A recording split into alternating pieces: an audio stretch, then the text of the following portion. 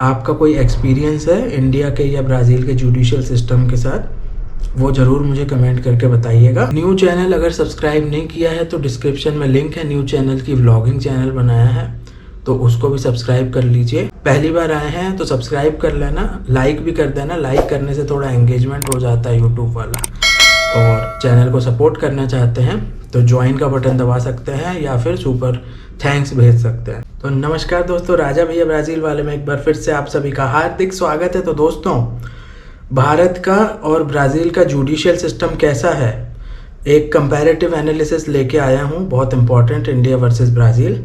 Brazil का judicial system कैसा है भारत के कंपैरिजन में, ठीक है। तो हम इंडिया के जुडिशियल सिस्टम को हमेशा क्रिटिसाइज़ करते हैं। हम ये कहते हैं कि भाई यहाँ का जुडिशियल सिस्टम बहुत स्लो है, बहुत डिले होता है केसेस में, है ना।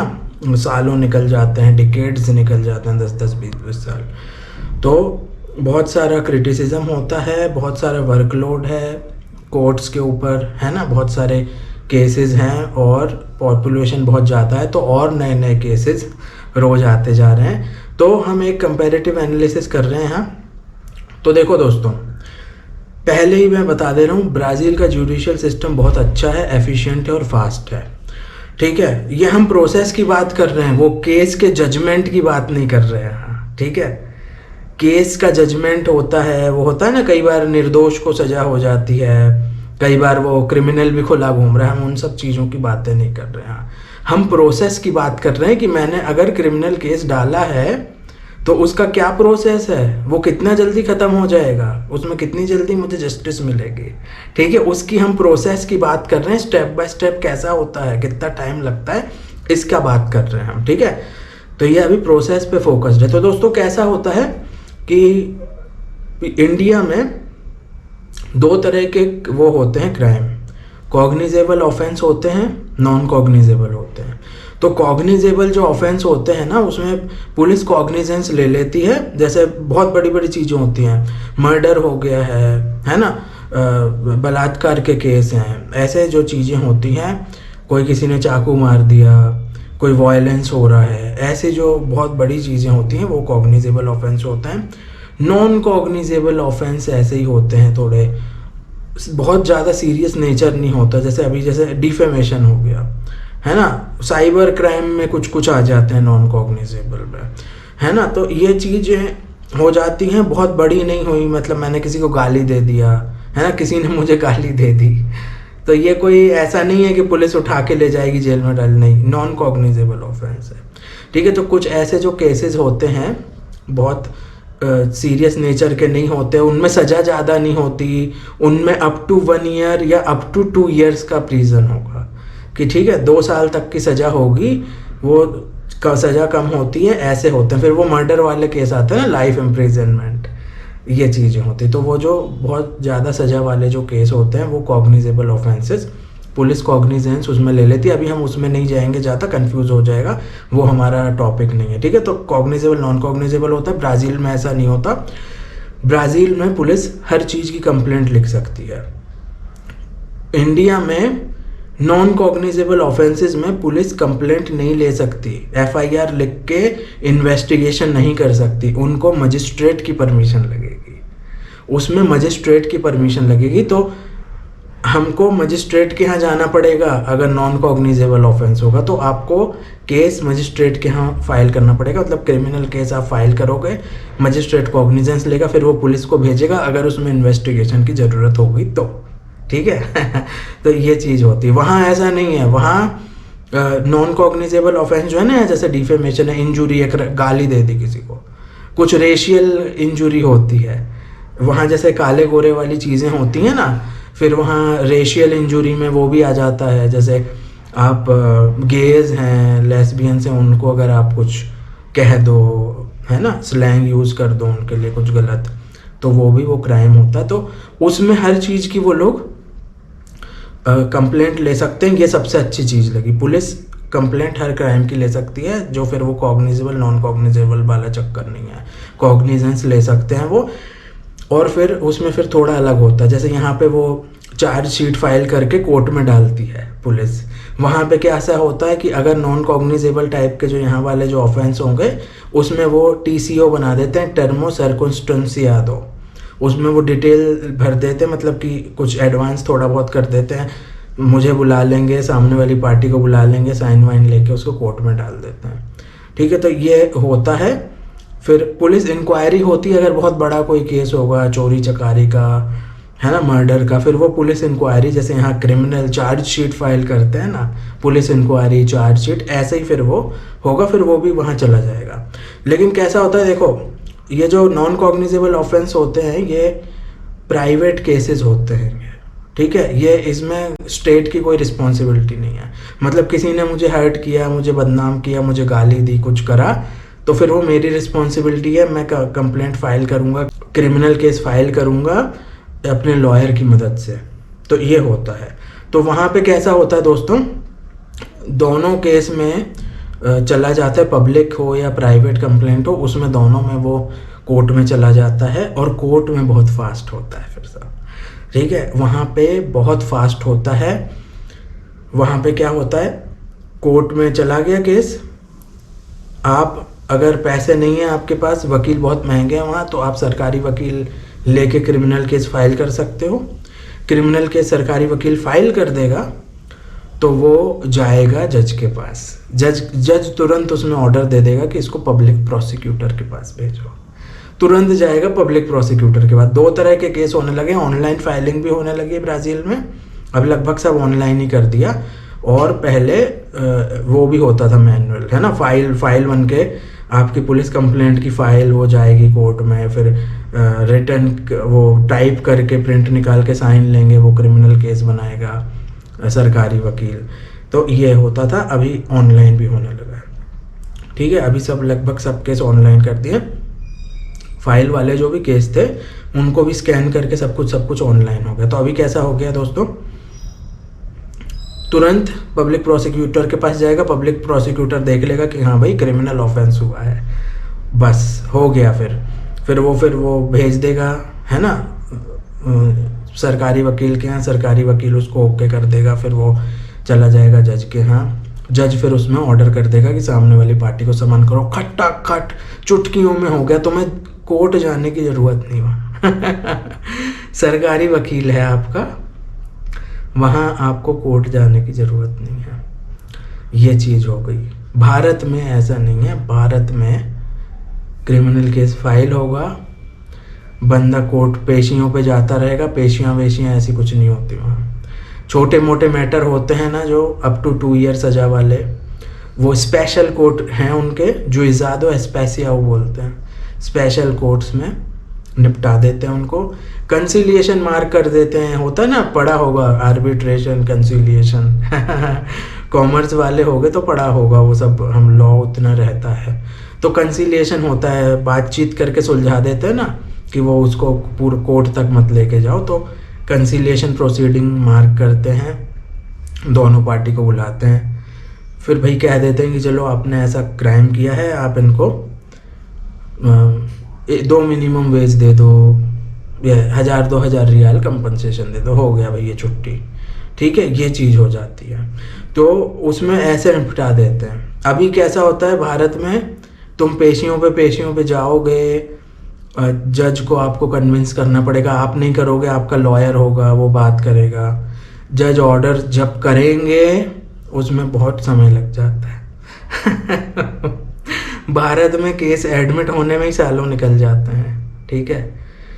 जो केसेस ब्राज़ील में 2 या 3 साल में निपट जाते हैं, मतलब फैसला सब हो जाता है, सेंटेंस हो जाती है, वो भारत में 10-15 साल लगा देते हैं। तो आप देख लो, समझ, 1 साल वाला केस होगा तो वहाँ पे 1 साल में हो जाएगा, यहाँ 5 साल लगे हैं, समझ गए आप, ऐसा है, हर 1 साल ब्राज़ील का यहाँ 5 साल है, ठीक है। तो वो 2-3 साल वाले केस यहाँ 10-15 साल 20 साल भी निकल जाते हैं। बहुत सारा जुडिशल सिस्टम में डिले है हमारे, इसीलिए लोग कहते हैं कि कोर्ट कचहरी के चक्कर में मत पड़ो, बाल सफ़ेद हो जाएंगे समझ गए आप बात को, ये चीज़ होती है। मुझे मालूम है, अभी एक याद आया एक चीज़। मैं जब एमबीए में था तो लेबर लॉज का लेक्चर चल रहा था, एमबीए एचआर, ठीक है। तो लेबर लॉज का कुछ लेक्चर चल रहा था, तो हम तो कानूनी आदमी है बिल्कुल, कुछ हुआ तो एक्शन लो, ठीक है। तो मैंने कहा मैडम फिर वो अगर ऐसा होता है, सैलरी पे नहीं करते, कुछ करते तो लेबर कोर्ट जा सकते हैं ना। तो ना मैडम एकदम ऐसी हो गई, सीरियस हो गई। तो बोलने लगी ना मुझे डर लगता है, इतने भोले भाले बच्चे, मेरे को बोल रहे थे मैडम, इतने भोले भाले बच्चे कैसे नौकरी करेंगे। समझ गए आप। कोई हक के लिए लड़ना चाहे, कोई अगर कोर्ट जाना चाहे तो उसको अजीब ही तरह से देखते हैं, भोला वाला बेवकूफ़ समझते हैं। ब्राज़ील में ऐसा नहीं होता। तो बोलेंगे ऐसे मुझे लगता है कि ऐसे भोले भाले बच्चे कैसे काम करेंगे, कैसे करेंगे नौकरी, ये चीज़ें। तो मैंने कहा मैडम क्यों, कुछ हुआ है अगर तो हम जा सकते हैं ना। तो बोले बेटा जा तो सकते हो आप कोर्ट में, लेबर कोर्ट में, लेकिन बेटा आपका फैसला होते होते बाल सफ़ेद हो जाएंगे। ये बताया था उन्होंने। तो ये चीज़ें होती हैं, ठीक है। तो यहाँ आपको अगर अपने हक के लिए आपको जस्टिस चाहिए हो तो भी लोग नहीं जाते, हम तो चले जाते हैं। हमारा तो कोई टेंशन, हो जाने दो बाल सफ़ेद, क्या प्रॉब्लम है ना। बुढ़ापे में मिल जाएगी वो इंसाफ, है ना। तो अपना अपना अलग सोच है, तो सबका अपना अपना होता है। तो यही है, हमारा जुडिशियल सिस्टम में बहुत डिले है, पेशियों पे पेशी, तारीख पे तारीख, तारीख पे तारीख था ना, डायलॉग से नहीं बोल का, वैसे ही है। वहाँ बहुत फास्ट है, कंसिलेशन में फटाफट निपट जाता है, समन फटाफट हो जाते हैं वहाँ, है ना। समन करेंगे फिर वो सामने वाली पार्टी आके बोलेगी, उनका वकील बोलेगा, तो ये चीज़ होती। तो वहाँ पे बहुत फास्ट है। और फिर कैसा होता है कि वहाँ पे ब्राज़ील में public prosecutor fully independent body है, ठीक है। इंडिया में सरकारी वकील और पब्लिक प्रोसिक्यूटर स्टेट गवर्नमेंट के अंदर आते हैं, ठीक है।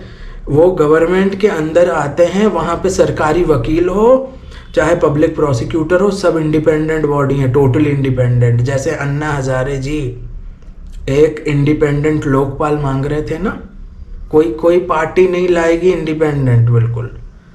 जैसा वो अन्ना हजारे जो पूरा इंडिपेंडेंट मांग रहे थे ना, वो सब रूल्स जो बोल रहे थे, वैसा कोई नहीं लाएगा। क्योंकि उसमें क्या होगा, एक्शन होगा तो ये नेता लोग ही अंदर चले जाएंगे। समझ रहे हैं आप। तो अपने यहाँ थोड़ा गड़बड़ है, सब मिलके करप्शन करते हैं और प्रॉब्लम्स हैं, है ना। एक दिन वो भी सुधरेगा, चिंता मत कीजिए, धीरे धीरे सुधरेगा, आगे और जनरेशन्स आएंगी और इसके प्रति सीरियसनेस आ रही है, ठीक है। तो अभी हम वो बात नहीं करेंगे, हम बात कर रहे थे पब्लिक प्रोसिक्यूटर की। तो पब्लिक प्रोसिक्यूटर और पब्लिक डिफेंडर, सरकारी वकील, फुल्ली इंडिपेंडेंट बॉडी है। वहाँ कोई वो एग्जीक्यूटिव जो है ना, उनका कोई रोल नहीं है उसमें, मतलब कोई सरकार दबाव नहीं बना सकती, वो पूरे फुल्ली इंडिपेंडेंट हैं। और मैंने आपको बताया था चीफ मिनिस्टर, जो यहाँ पे चीफ मिनिस्टर होता है वहाँ पे गवर्नर होता है। जैसे यहाँ पे प्राइम मिनिस्टर होता है, वहाँ पे प्रेसिडेंट ही होता है, president he head of the state है और हेड ऑफ द गवर्नमेंट भी वही है। अपने यहाँ राष्ट्रपति अलग होते हैं और गवर्नमेंट का हेड प्राइम मिनिस्टर होता है। उसी तरह यहाँ जैसे चीफ मिनिस्टर होता है और गवर्नर अलग होता है, वहाँ पे एक ही है दोनों।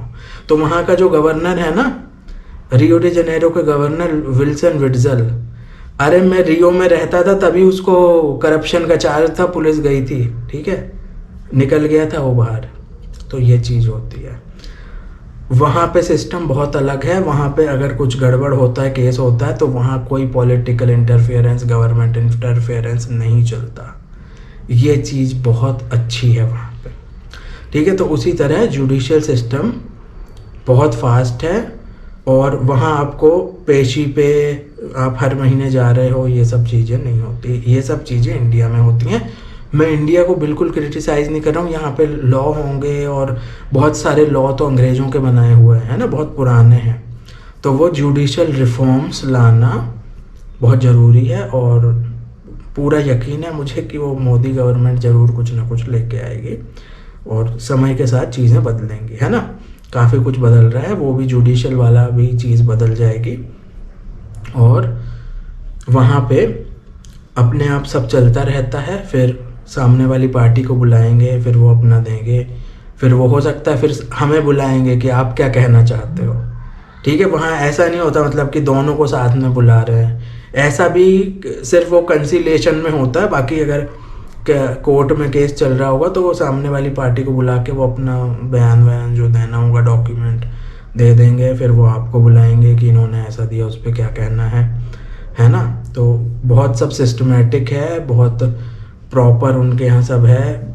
भारत के कोर्टों में तो कचरे के ढेर जैसी फाइलें पड़ी रहती हैं, फाइलें रखने के लिए, कोर्ट केस की फाइलें रखने के लिए जगह ही नहीं, अपने इतना मैटर हो गया है ना। तो ये मतलब ये समझ लो इतने सारे केसेस हैं और नए नए केस आते जा रहे हैं, तो पूरा मैस्ड अप है अपना जुडिशियल सिस्टम। वहाँ पे सब कुछ सिस्टमेटिक है, वहाँ ऑनलाइन कर दिया, ऑनलाइन सबसे अच्छा है, फटाफट हो जाता है, पेपर वर्क नहीं है ना। तो वो बहुत अच्छा सिस्टम है। यहाँ पे भी इंडिया में भी ई फाइलिंग आ गई है, कंज्यूमर कोर्ट में तो मैंने देखी थी, और भी हाई कोर्ट वाई कोर्ट में आ गई है। तो धीरे धीरे से समय में बदल रहा है। तो एंड द एंड वही है कि हमारा जुडिशियल सिस्टम बहुत डिले है, टाइम कंज्यूमिंग है, और बहुत समय लगता है जस्टिस मिलने के लिए, और ब्राज़ील में बहुत फास्ट है। तो दोस्तों ये था, अगर इस पे कुछ और आपके क्वेश्चंस हों तो ज़रूर कमेंट करके बताइएगा। आपका कोई एक्सपीरियंस है इंडिया के या ब्राज़ील के जुडिशियल सिस्टम के साथ, वो ज़रूर मुझे कमेंट करके बताइएगा। वीडियो देखने के लिए बहुत बहुत धन्यवाद। जय हिंद, भारत माता की जय, वंदे मातरम।